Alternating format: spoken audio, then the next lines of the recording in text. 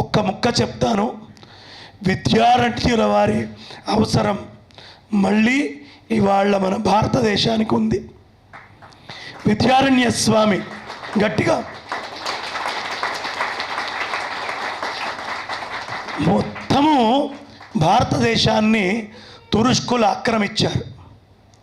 మరొక హిందూ సామ్రాజ్యం కావాలి. ఆయన తపస్సు చేశారు, భువనేశ్వరి ఆరాధన చేసి సంపద సృష్టించారు. అప్పుడు ఆ రాజ్యానికి ఒక జెండా కావాలి, పతాకం. ఆయన ఏం పెట్టారో తెలుసా అమ్మ? వరాహం, పందిని పెట్టారు. తురకవాళ్ళు దేన్ని అవమానిస్తారు, దేన్ని దారుణంగా చూస్తారు? పందిని. ఈ గట్టిగా అమ్మ ఇవాళ ఆవిష్కరించబోతున్నారు. మనము భూమిని కాపాడిన దేవతగా ఈయనను చూస్తాము, వాళ్ళు ద్వేషిస్తారు. ఆయన తెలివిగా వరాహాన్ని గుర్తుగా పెట్టారు. పెట్టి చిన్న రాజ్యం ఆనెగొంది అనే రాజ్యంలో మొదలుపెట్టారు. ఢిల్లీ పాద్షా దగ్గరికి వెళ్ళి పంపించాడు మనుషుల్ని. నాయన మాది చిన్న రాజ్యం, మా రాజ్యం పంది రాజ్యం.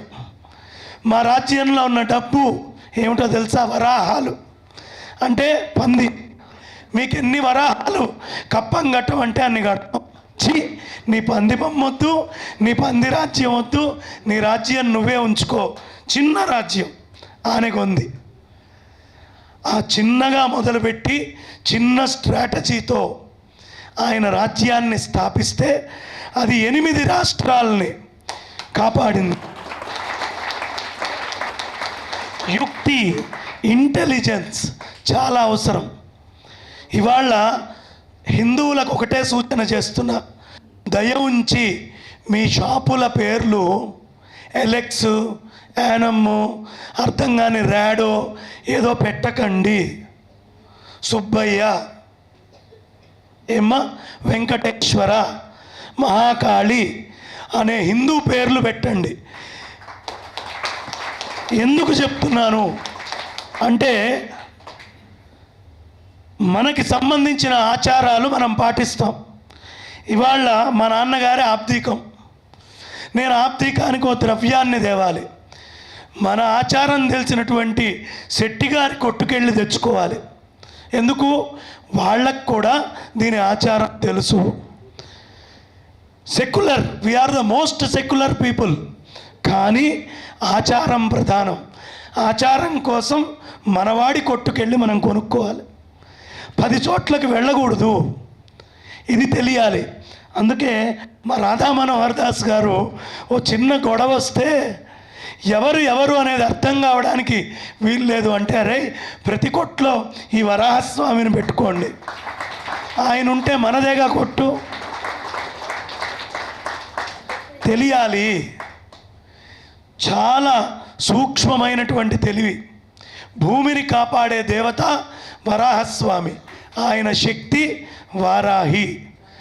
వారాహిని నమ్ముకుంటే సినిమా బ్యానర్లు హిట్ అయినాయి. వారాహిని నమ్ముకుంటే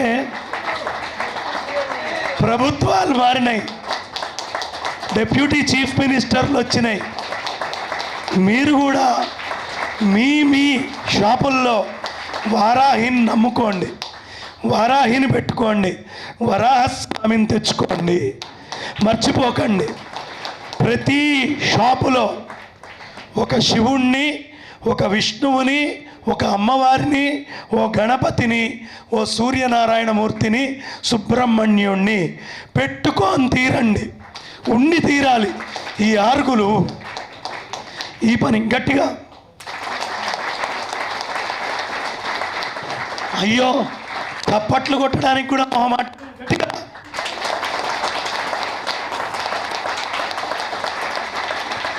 ఎందుకు చప్పట్లు కొట్టమంటున్నా అంటే, మన కోసం కాదు, పక్కన ఎవరైనా పడుకుంటే లేస్తారని.